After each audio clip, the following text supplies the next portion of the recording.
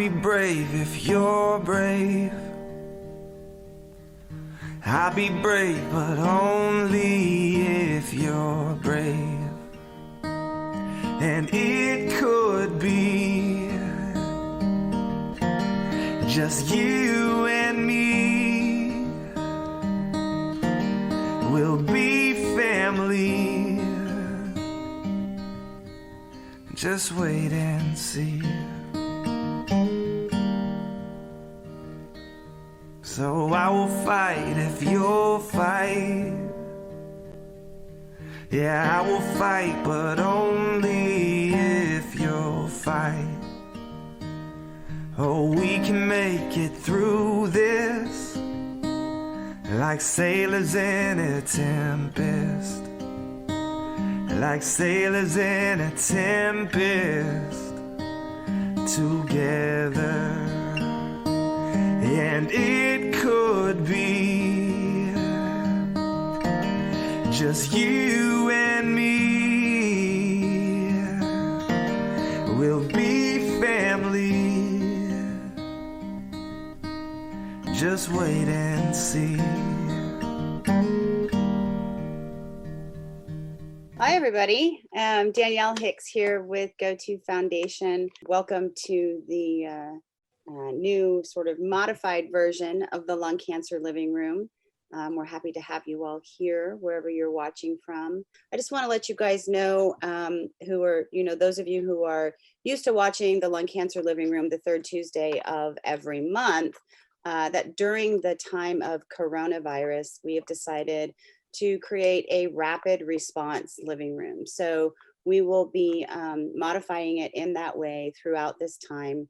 And we will be coming to you live every Tuesday at 1 p.m. Pacific for 1 hour. We're trying to learn, how to live and work within the confines of the coronavirus, because it really does feel like we're confined in this space, whether personally or professionally. And we're trying to really be able to develop a way to communicate with you what's happening right now, not only with the virus, but what's going on with lung cancer. So we've got some plans, that we're going to consider, given that this is a fluid environment, nothing is set in stone. We want to follow along with the new information that's coming out on a daily, if not hourly basis.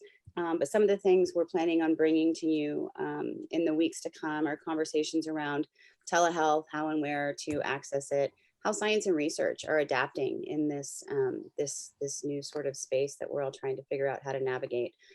Also, we're going to be talking to some nurse navigators, some conversations around coping and some psychosocial support that folks might need, and other things to come. But today I have Amy Moore, who most of you know, PhD, Director of Science and Research at GO2 Foundation. I have Elridge Proctor, MPA, and she's the Senior Director of Government Affairs at GO2. And we have Upal Basu Roy, who is a PhD, MPH, and the Vice President of Research at Lungevity. And then last, but most definitely not least, Janet Freeman-Daily, who is a survivor, advocate, and co-founder of the Ross Wonders. So we're thrilled to have everyone on board today to bring to you a conversation really around a couple of different things. One, we want to talk about the collaborative effort that these folks and others have pulled together in order to bring and deliver to you relevant information as it pertains to COVID-19 and how it's impacting the lives of patients everywhere. This is an effort by GO2, Lungevity, Lung Cancer Research Foundation, Lung Cancer Foundation of America, and LungCan. Everybody's kind of coming together and agreeing to work on this project and deliver the same message. So I want to kind of point out and start to the team up here, or ask the question, why is it we've decided to come together for this messaging, and what is it we're hoping to get across to everyone? The reality is we share an intellectual worldview, but I think beyond that, we share a heart view. And we recognize that it's, in this unprecedented crisis, we're all better together, and we all bring something unique to the table. Me being a virologist, Upal being a master of public health, and Janet being, the scientist that she is, but also the survivor and patient advocate that she is. And I couldn't be more thrilled that, they share that viewpoint of we do what's right for the community we serve and the people we serve. First of all, thank you so much for having me on this living room. It's a privilege to share the floor with my fellow panelists. And as Amy mentioned, that Janet, Amy, and I have been working together for the past, I would say, almost more than a month. In fact, it seems like a blur right now since COVID-19 hit us. And I think this is, COVID-19 has sort of really taught us that we as an advocacy community need to come together. Our patients need to hear a unified voice.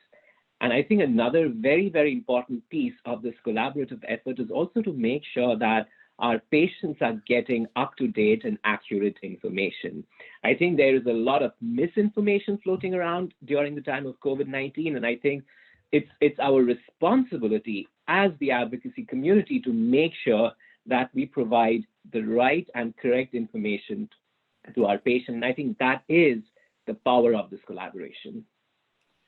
Yeah, I was so thrilled getting to know Upal and Amy over time, and we actually got to spend quite a bit of time together at a meeting in January, and I learned more about their backgrounds. And then when this COVID-19 hit, it's like that they have just the kind of backgrounds that we need for this. And I knew the patient community was really hungry for information. So we've been doing our best to gobble up everything we can and put it in a form that makes sense. We're trying to be very intentional and coordinate between ourselves to divide and conquer, so just the three of us, we have a Google sheet where we're keeping track of, these are the webinars and seminars that I'm, participating in, and we're taking notes and sharing between ourselves so that we can cover as much ground as possible. If there is a silver lining to be found in any of this, I think this is one of them, is the collaborative efforts and the unification of a voice for our community.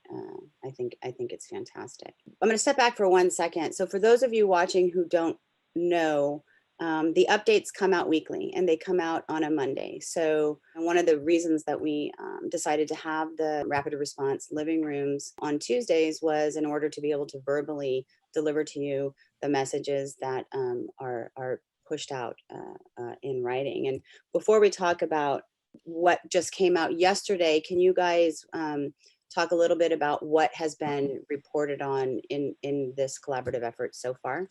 First of all, I do need to point out that the COVID-19 and SARS-CoV-2, they are two very fickle things.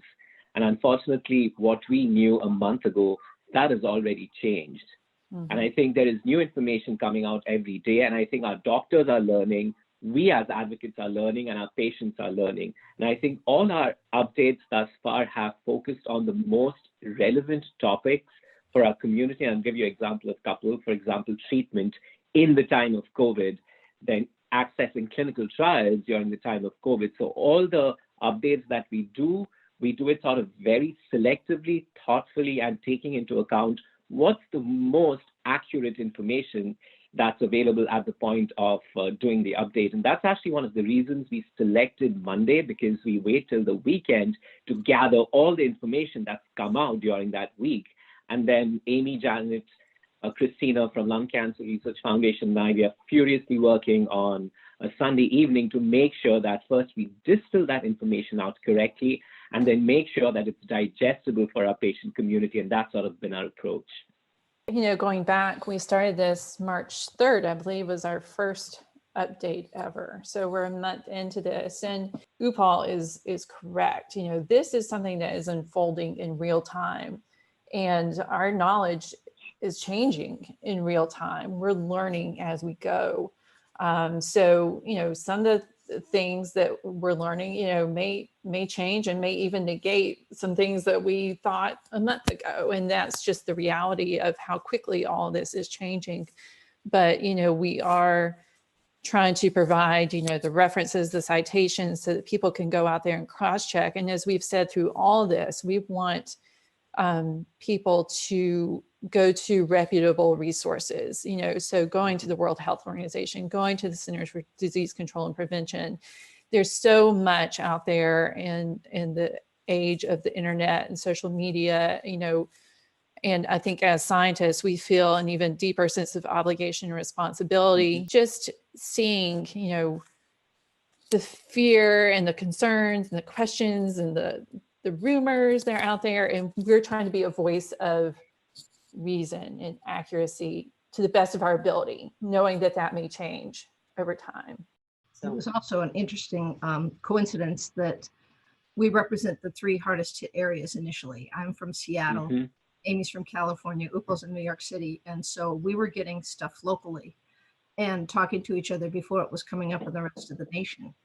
And we also have different information networks connected to different hospitals and doctors and such, so we can start cross-referencing things and when we see presentations that the doctors are in, we can check with each other and say, hey, did you hear that somewhere else? And so it really is bringing together a very wide net of resources.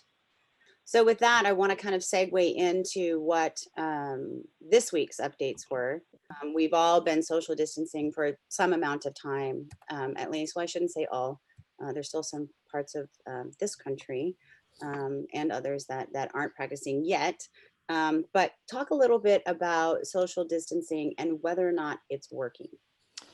Yeah, I mean, I think, as we brainstormed last week about what we wanted to focus on for this week's update, it was my sense that we're all getting a little tired now. We've had a little too much family time. We're getting sick of the people we love, even though we love them a lot, And so, I really wanted us to have an epidemiology kind of heavy update, if you will. And that was to reinforce the message that social distancing is working. To Janet's point a moment ago, she being in King County, Washington, which was the initial epicenter of the pandemic here in the US, and me being in the San Francisco Bay Area, Upal being in New York City, we've been on, the front sides of this, the front edge of it, and really seeing the impact on the West Coast of early stringent policies that were put in place. And because of that, we're beginning to see hints that we're flattening the curve. That's the other,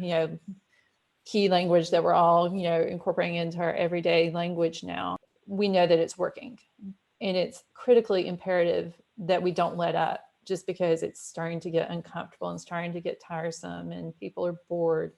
This is something we have to maintain. And so much so that even in California, where I am, we extended that shelter in place policy through early May. We made it more restrictive because we see that it's working, and we know that doing more is going to save more lives. So yes, social distancing is working. And, so that's encouraging because, as I said, this is a virus for which we don't have an existing treatment. We don't have an existing vaccine. None of us are immune. The only steps we can take to protect ourselves are these: social distancing, washing our hands. Upal's the public health expert among us. He can speak very eloquently on why all this is important, but we know it's working. So yes, we have to keep doing it. In Seattle, we started social distancing before anybody else. And the reason we did is we have the great advantage of having the Fred Hutchinson Cancer Research Center here in Seattle.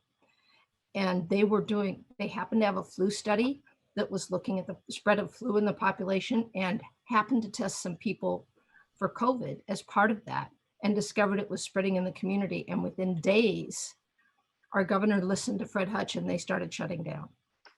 We had people who knew what to look for, and the scientists who could make a case, and politicians who listened to them. And that's one reason that our cases are not climbing as fast as anybody else. Yeah, I think that's a really good point, Janet. And I think that the similar type situation has happened here in California. And Amy kind of touched on it. Some of the restrictions have gotten even sort of tighter in that if you can't ride your bike outside of a 5-mile radius of your home, so they're really kind of making sure that people are staying where they live. So really, really great point. Upal, can you talk a little bit about why it's important to social distance and what social distancing really means? Because I still don't necessarily think I'm seeing people practice proper social distancing. Absolutely. So social distancing, very simply put, is just avoiding crowds. That's basically social distancing. You stay away from crowds, and the crowds could be public gatherings. They could be going to the grocery store where there are lots of people. They could be actually going to the park and playing with your kids. All of these public gatherings or crowds, staying away from them is social distancing. And the CDC actually has sort of numbers associated with social distancing. So when you maintain a distance of about 6 feet or 2 meters from the next person, that's actually adequate social distancing. And yes, I do understand, as Amy mentioned, I think we are all going a little crazy staying inside. And especially with spring around the corner, I think we all want to leave our apartments. We all want to leave our homes and enjoy the beautiful weather. But social distancing is working. It's the only public health measure as we have right now. As Amy mentioned, we don't have a vaccine. We don't have a treatment. And this is a new virus, so we do not have any pre-existing immunity. So social distancing is the only public health measure we have right now, which is on our side. But I do also want to make a point about social distancing and social isolation. I think people sort of mix the two.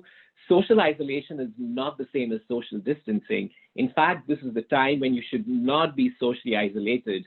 We have at our disposal a lot of remote technology. We have cell phones, we have video calling apps. So please make sure that you reach out to your loved ones, to your family, to your friend, and keep in touch with them.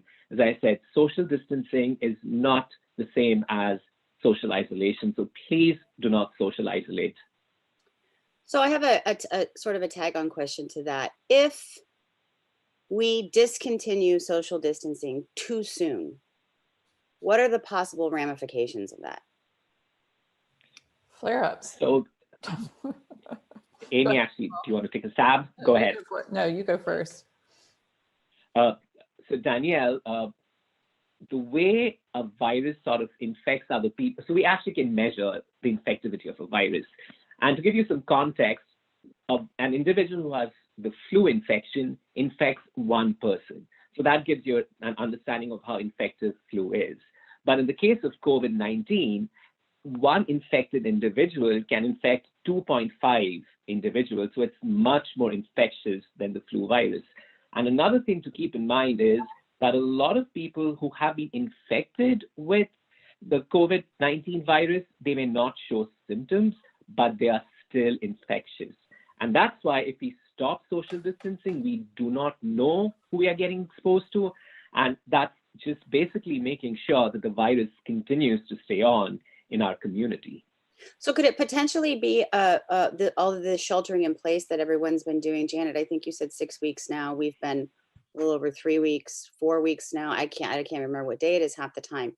Are we effectively sort of, or essentially, by not continuing to follow these guidelines, are we kind of going back to day one? Or like in this space? I mean, is it going to take longer to come out of if we don't continue to do it? Well, there's a couple of things we can point to here. We've all probably gotten used to looking at these exponential curves now, and especially there was a great graphic in one of our previous updates, showing about flattening the curve and how we can push that out and keep the healthcare system from getting saturated. But when we go about social distancing in this kind of piecemeal fashion, where, as you said, there are some states that aren't yet practicing social distancing as stringently or at all as other places, we're just kind of lengthening the process for all of us, right? The process for which it takes the virus to kind of go away or calm down to the point that we can manage it. But we can also look at places that, had the virus under control and began to loosen restrictions like Hong Kong. And when they did that maybe too soon, we start to see these flare-ups again. And I think that is a concern that we all have, is that, the expectation is that this virus may become part of kind of our seasonal landscape, flu, COVID, common cold.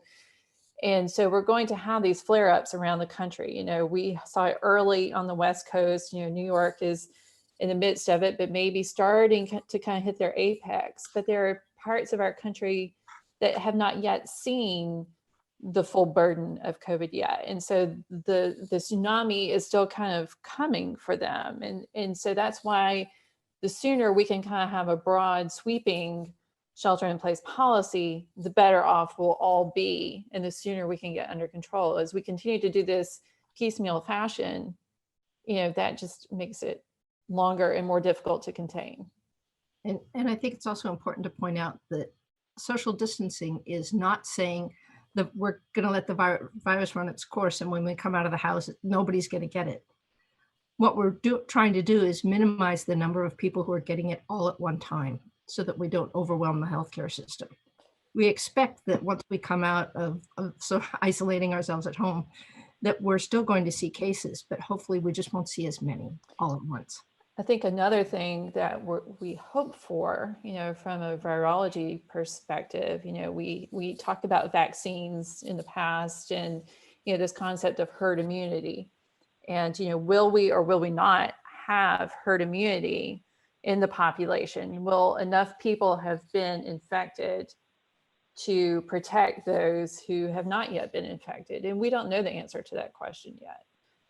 So I would expect realistically what we can, foresee is that we might have these periods of, sheltering in place, and then we might begin to be able to loosen some of those restrictions in places that have passed their peak. Washington, California, we're beginning to see maybe some light at the end of the tunnel, but as we emerge, it's possible that we could see these pockets of flare-ups, and we may have to go through an extended period of extension, contraction, where we, kind of relax those measures. And then we kind of have to come back in for a little bit until we can get to the point of having a vaccine or an effective therapeutic. So, realistically, that's what we're looking at. So let's assume for a second, hypothetically, California, we'll just keep that as an example.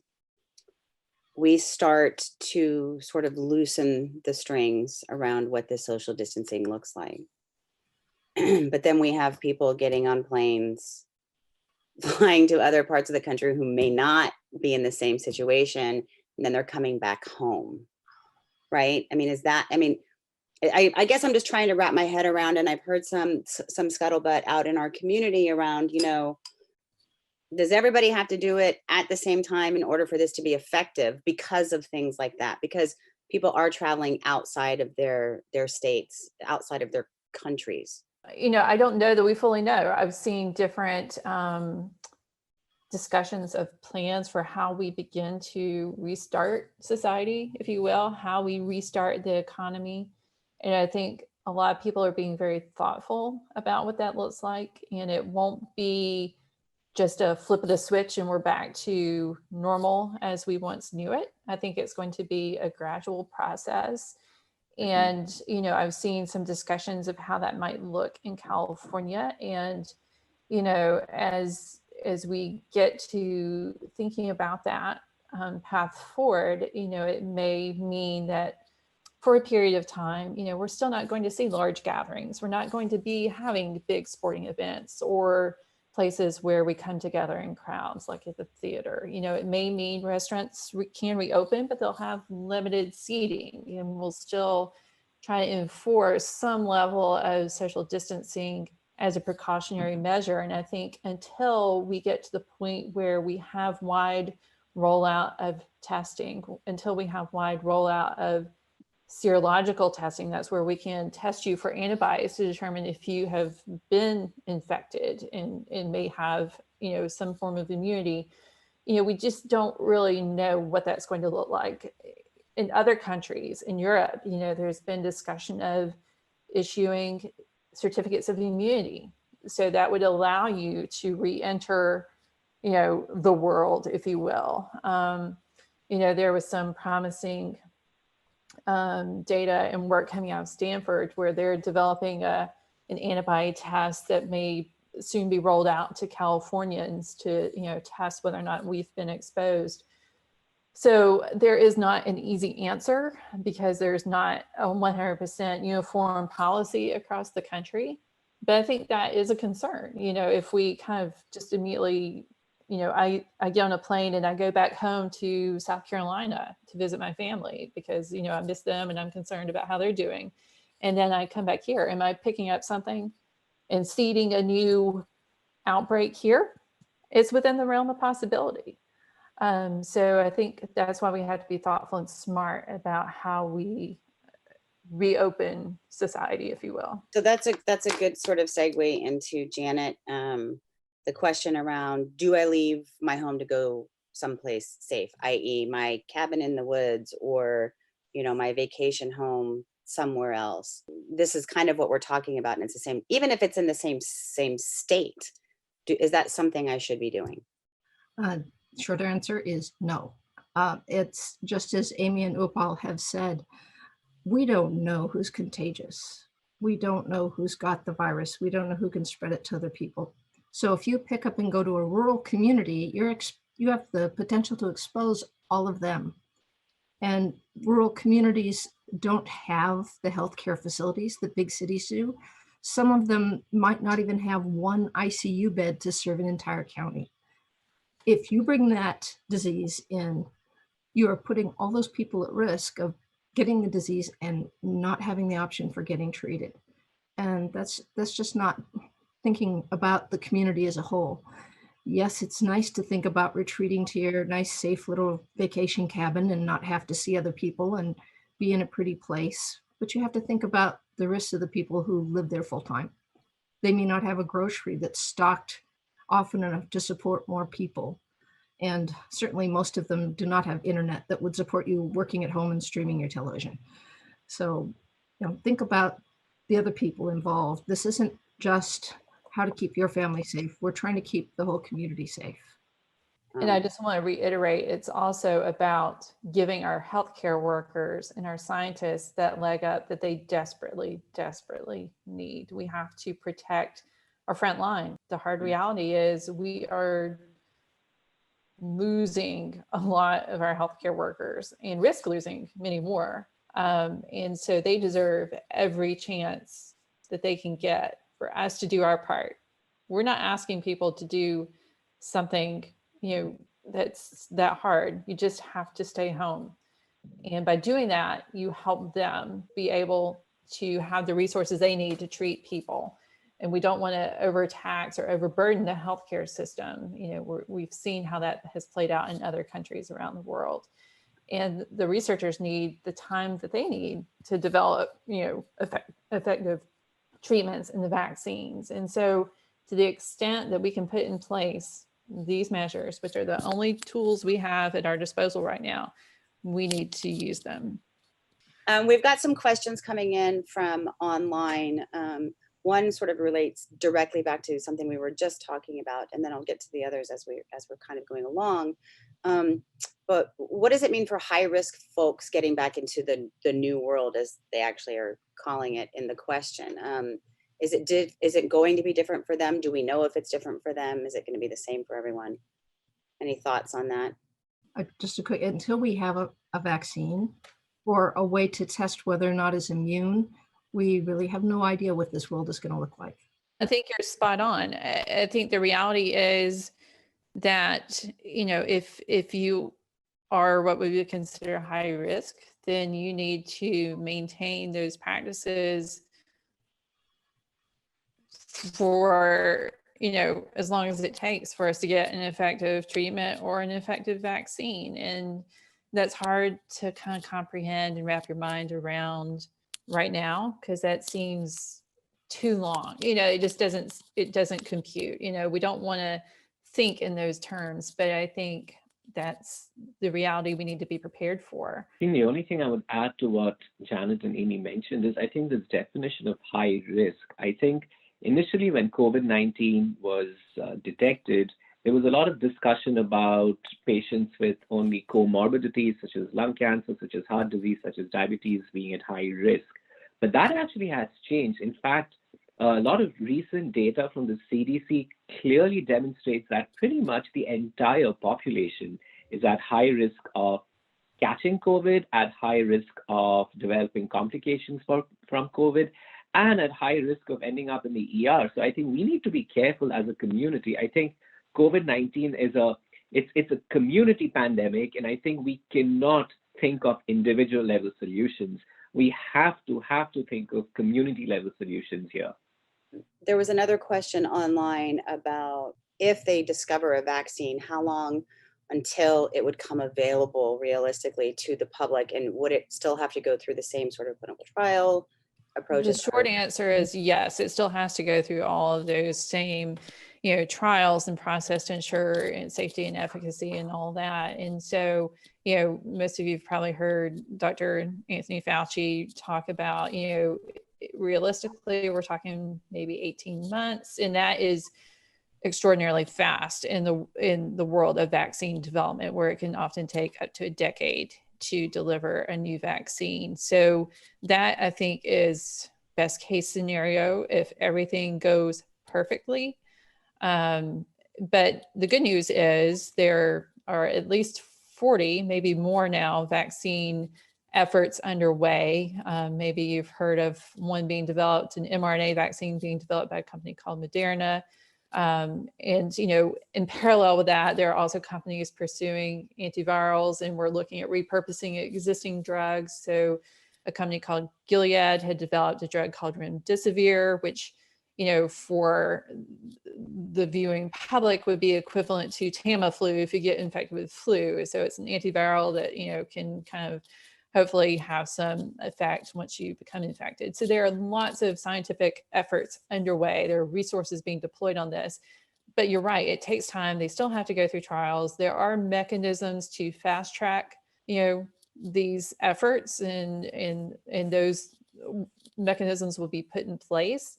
But then we have to think about, how do you ramp up and manufacture this at scale for a global population? So it's a Herculean effort to do this. That's why we need to make sure we do our part. We've got the easy job. We just have to sit on our butts at home and let the scientists do their thing, and give them the time that they need to hopefully figure it out. I wanted to add a couple things to that. There's a couple other studies that are going. They now have a preliminary serum test to determine if you have immunity, but it's available in like 1 or 2 research hospitals, and they don't have the capacity to get it out to a lot of people. So now they need other hospitals to set up the equipment to be able to do those tests and get approved to do it. And they have to have enough of the chemicals to do the test. So there's a ramp up issue. And they just this week started giving people who have COVID-19 the serum for people who have known to had it and have recovered. They call that Convalescent serum. Thank you. The problem with that here is that there's a lot of people who probably had it, but nobody could get tested. So now they have to figure out how to determine, they need the test to find out if we've got the antibody so that they can give the convalescent serum to other people. So there's part of it is just trying to get all of the chain of events put together so that things can happen. But I think that's the encouraging thing, is that just as we as lung cancer advocacy groups have come together, the scientific community is coming together in unprecedented ways, and data sharing and reagent sharing, knowledge sharing. My husband is one of the ones, he has a company to work on vaccines, and just the conversations he's having with people. I mean, it's mind-boggling in a good way, the speed with which we are understanding this virus. So you have to remember, this is a novel virus that emerged in December of 2019. We didn't even realize it existed until the end of December.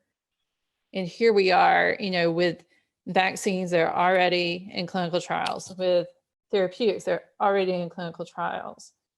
I mean, that pace is breathtaking.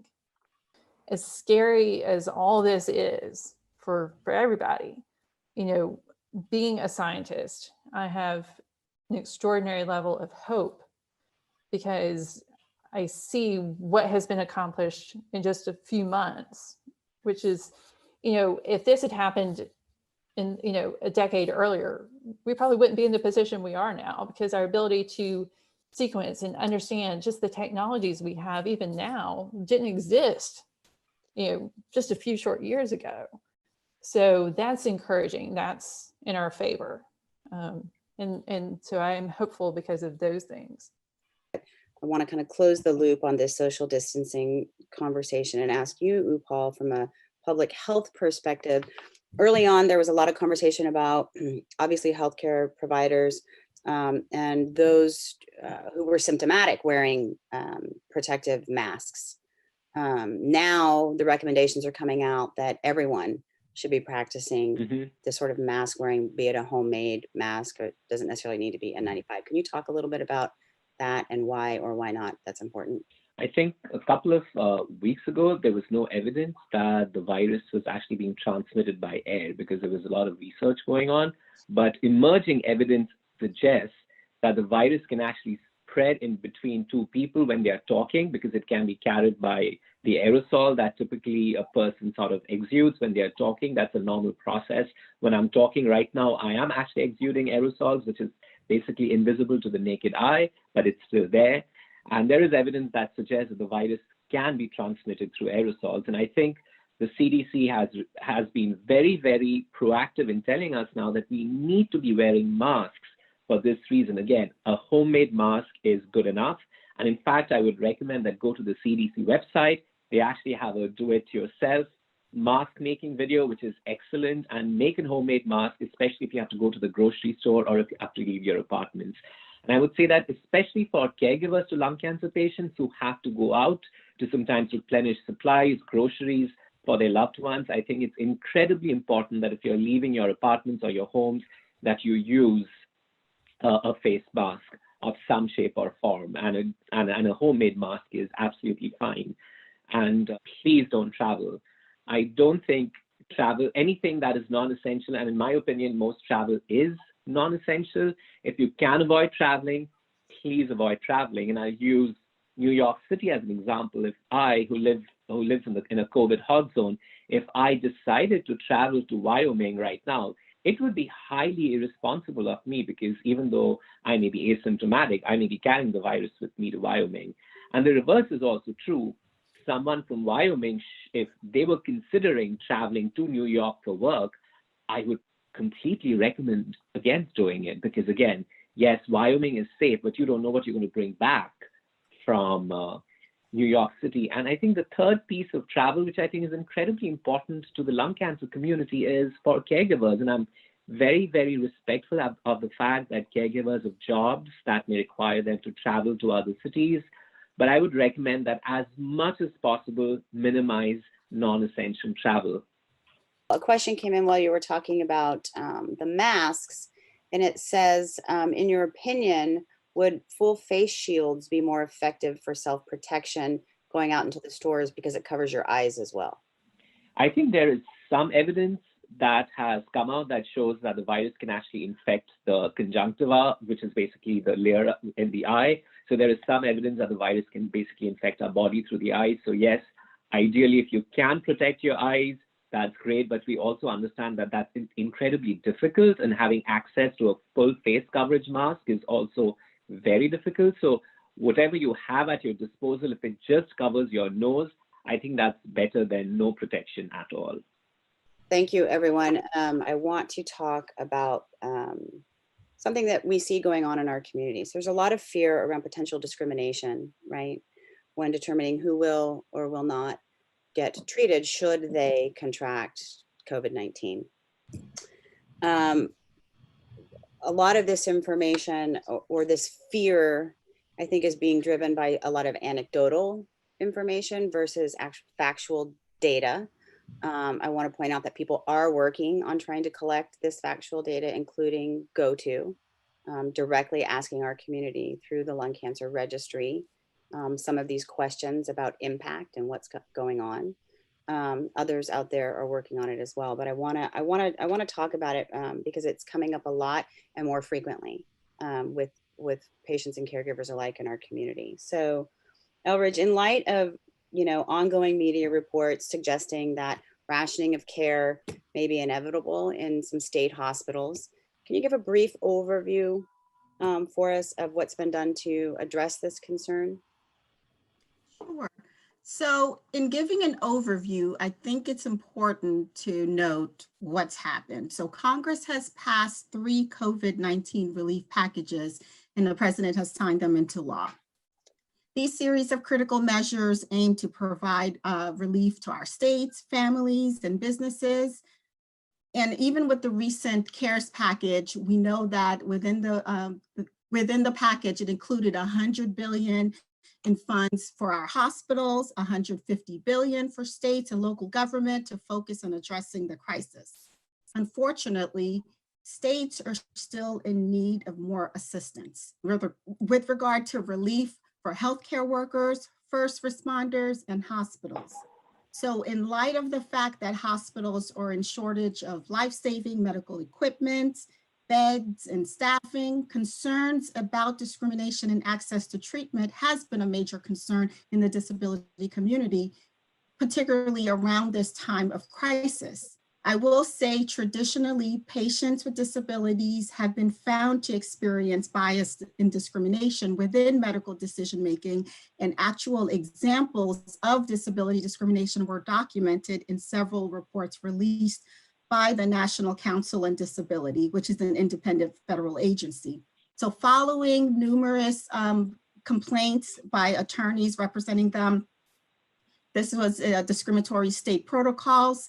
And in addition, we saw a bicameral and bipartisan congressional task force with members from various states working together to send a letter to the Department of Health and Human Services, urging the agency to provide guidance to states regarding non-discrimination in the COVID-19 emergency. I will say that most recently, in response, on March 28th, the Office for Civil Rights at the Department of Health and Human Services issued a bulletin entitled Civil Rights, HIPAA, and the Coronavirus Disease 2019, simply to provide guidance to all federally funded entities concerning their obligations under the existing laws and regulations that prohibit discrimination.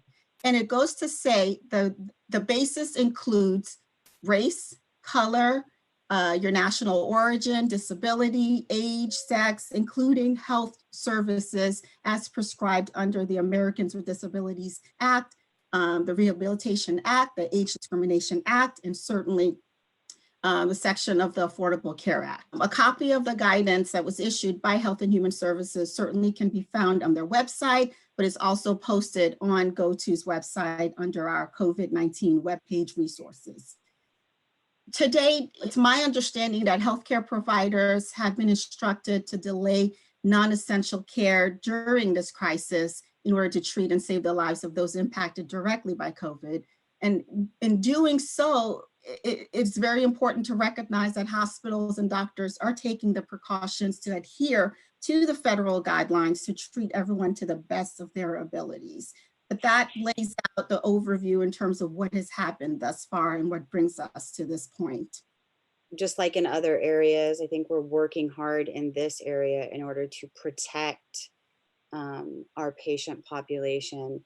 And were it so cut and dry as just having these federal guidelines in place, you know, the issue would be, I think, a little bit easier to resolve. But I think in particular in hot spots of this country and other countries where this resource and supply and demand, you know, issue kind of comes into place, you know, sometimes it's not a question of a discriminatory decision, right? It's literally a resource decision. And I think it's really important. Supply and demand. Which I think points back to what we were talking about at the beginning of this conversation, you know, around this social distancing and why it's so important to not put that stress and burden on our healthcare system.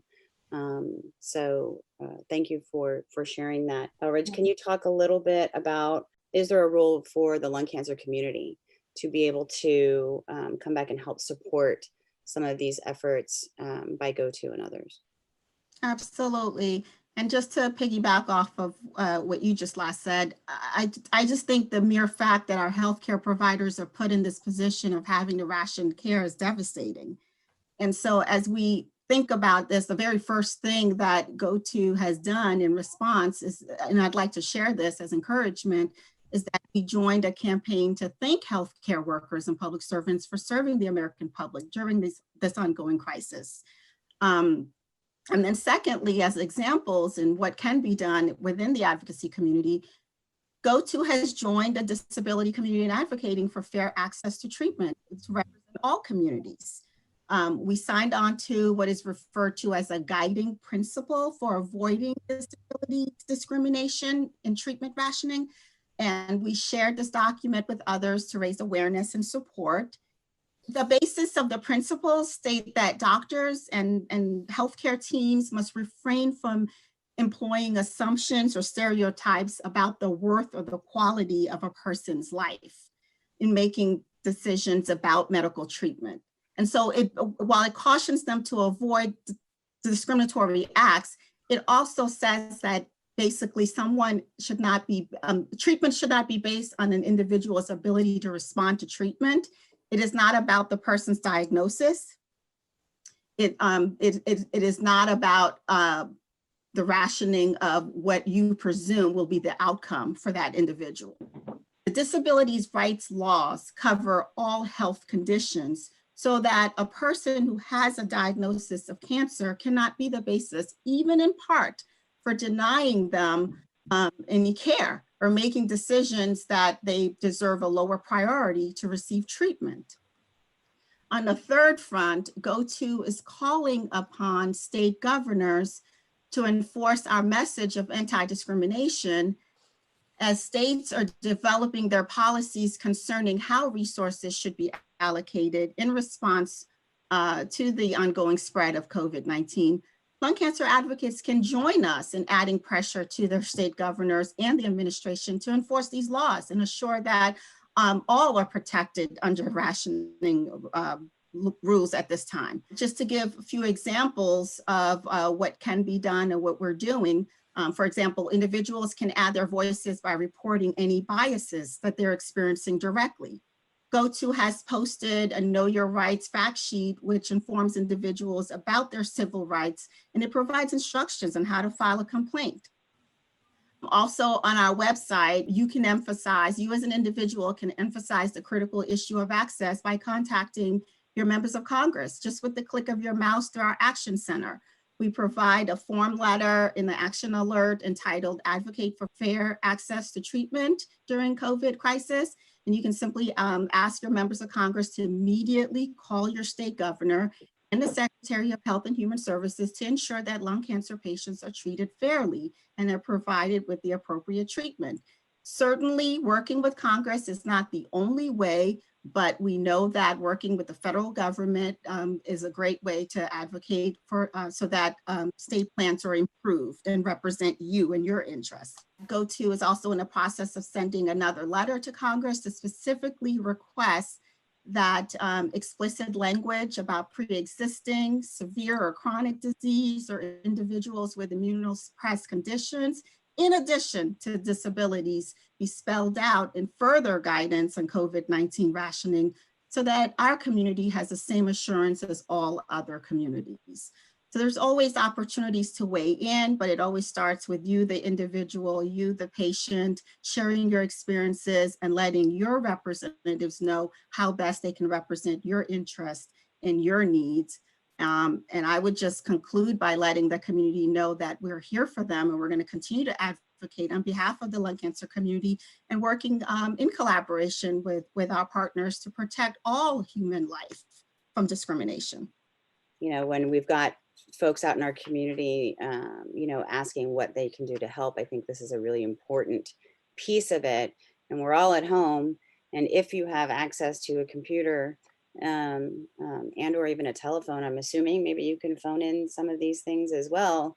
Now's time to do it. We've all got time. Everybody in our house has time to do it separately. I just wanted to echo what Elridge said, and thank you so much. And Lungevity has been doing some very similar efforts, supporting both federal and state level endeavors to make sure that there is no discrimination. But I wanted to take this opportunity to give a shout out to all our healthcare providers.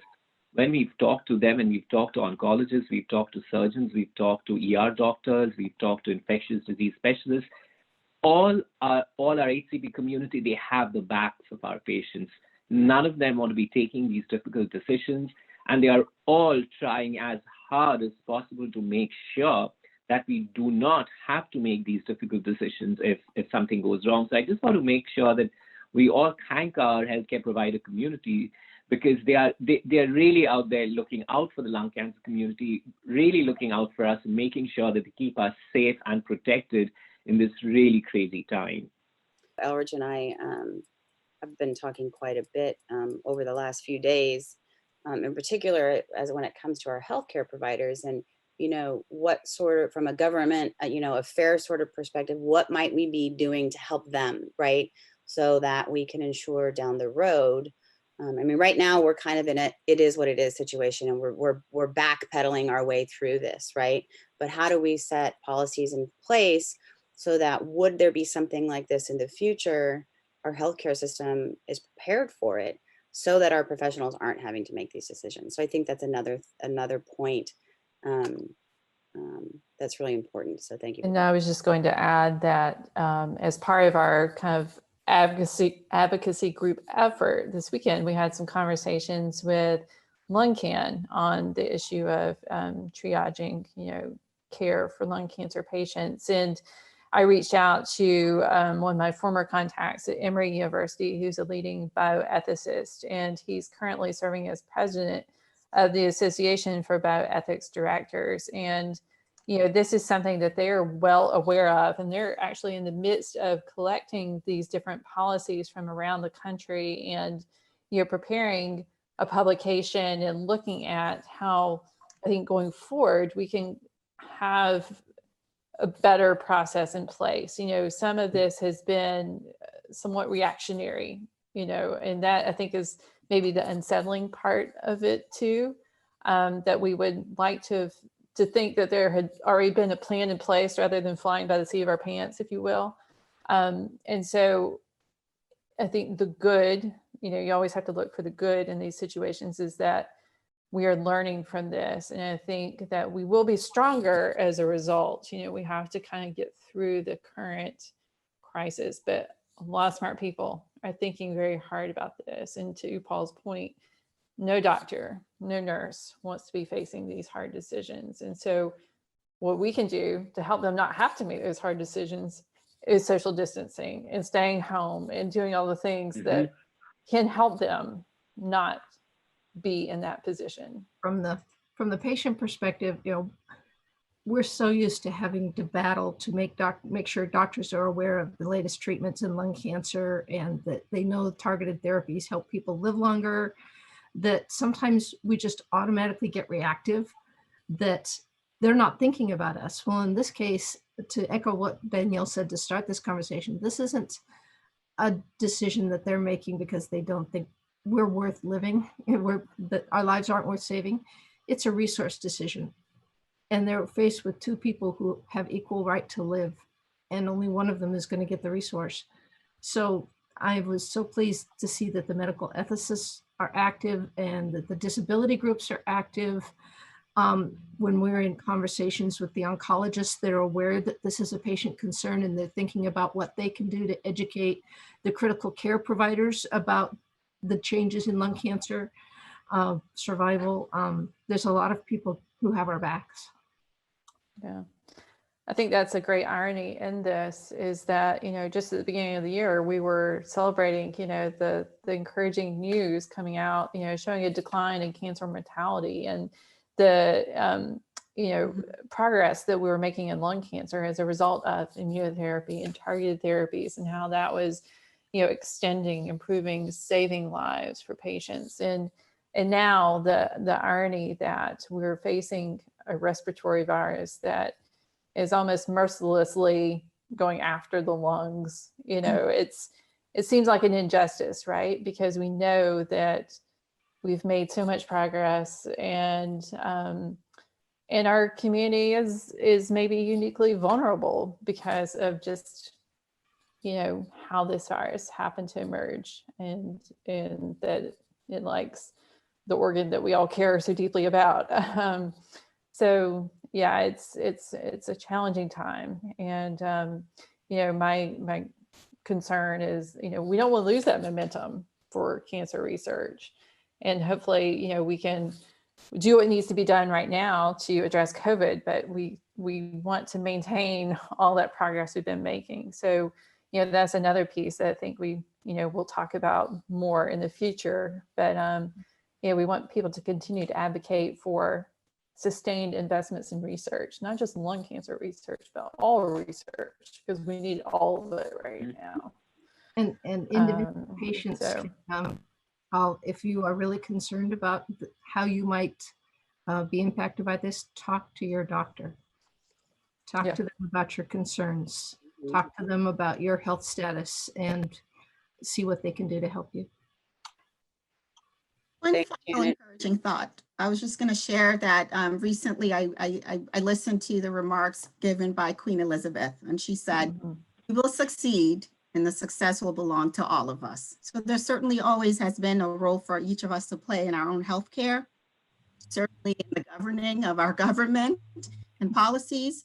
And now if we all take on the fight to fight off this virus, we will all succeed together, and the success belongs, the credit goes to all of us. What a great ending. So I think Elridge beautifully summed up what I think we should all be talking about, that this is going to be a collective victory for the community. I agree. I could not agree more. And like she said, also Queen Elizabeth, we will meet again. You know, we're all in our homes right now, but the day will come when we will be together again in person. Absolutely. And so, you know, don't give up hope. I don't think any of us have given up hope. That has always been there, and that remains. So I just want to close with a couple of things. You know, we started this talking about social distancing and that sort of leading to why it's important, of course, but that's sort of one of the things we didn't touch on was how that can lead to people feeling isolated, right? And isolation can be difficult. So I just want to remind everybody of some of the resources that we have out there available for you to connect with our community, either through our Phone Buddy program, social media, our online health groups through Health Unlocked or Belong. There's telephone support groups out there. Of course, there's the helpline, there's the living room coming to you weekly. And, you know, that's just some of the resources that we have. There are other groups out there that have many other resources. So find something that works for you and helps you through this time. I think it's really important. If you guys have any questions about any of those programs that are directly related back to GO2, please don't hesitate to reach out to us. If you have any questions about this afternoon or evening or morning, wherever you happen to be watching from, living room, please reach out to us through livingroom@go2foundation.org so we can help direct your questions to the appropriate panelist. I want to close out with just a reminder about where you can find access to some of the things that were talked about during tonight's meeting. So Bonnie and Lori also had put out a blog statement today around this discriminatory issue. That's on our COVID-19 webpage on the website at go2foundation.org. You can also find on that same very page the civil rights link that she was talking about if you want to dig a little deeper into that. The action alerts that she discussed around how you can get and stay involved. Also the principles of guidance and anti-discrimination that were endorsed by both GO2 and Lungevity as well as others. You can find access to that there. And then we touched briefly on a document that's sort of a work in progress through LungCan, which is a collaborative document really addressing some of these concerns and you know, being supported by GO2 Foundation and trying to help you to figure out how to best ask your physician for maybe a letter if you feel like you need one should you come down with the virus. So please don't hesitate to reach out more about that as that develops. Huge thank you to our panelists. I can't get the live around the room clap, but I'm sure you're getting virtual claps from wherever people are holed up watching this meeting. I can't thank you all enough. I value each and every one of your opinions in this, as I know our community does as well. Our next living room will be next Tuesday, April 14th, same time, same place, different speakers, TBD. We're working on a couple of different options right now. For our events, I know some of you may or may not know this, but everything has been postponed indefinitely, at least for the near future. But please go back to our website and check out to see what might be going on from a virtual aspect and how you might be able to participate that way. And of course, to thank all of our generous supporters. Without their support, we could not continue to bring this to you. Amgen, AstraZeneca, Boehringer Ingelheim, Bristol Myers Squibb, Genentech, Lilly, Merck, Novartis, Oncocyte, Takeda, and Foundation Medicine. Thank you, thank you, thank you for your continued support. And last but most definitely not least, to our patients and caregivers out there who are watching. We do this for you. Please don't be shy about letting us know if there's something in particular you want to hear about, because we will do everything we can to bring it to you. So with that being said, until next Tuesday, thank you all. Enjoy the rest of your days, and we'll talk soon. Thanks everybody. Danielle. Thank you. Bye, everybody. Thank you. Thanks, Danielle. Bye-bye. You're welcome. Thank you all.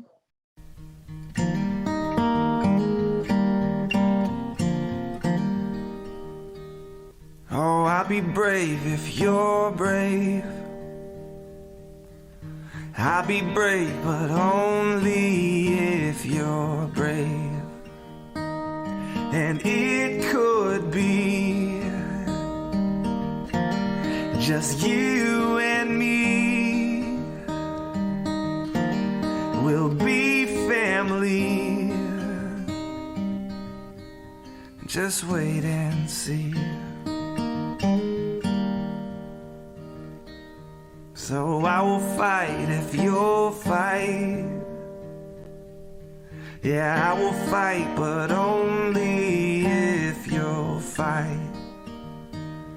Oh, we can make it through this like sailors in a tempest. Like sailors in a tempest together. And it could be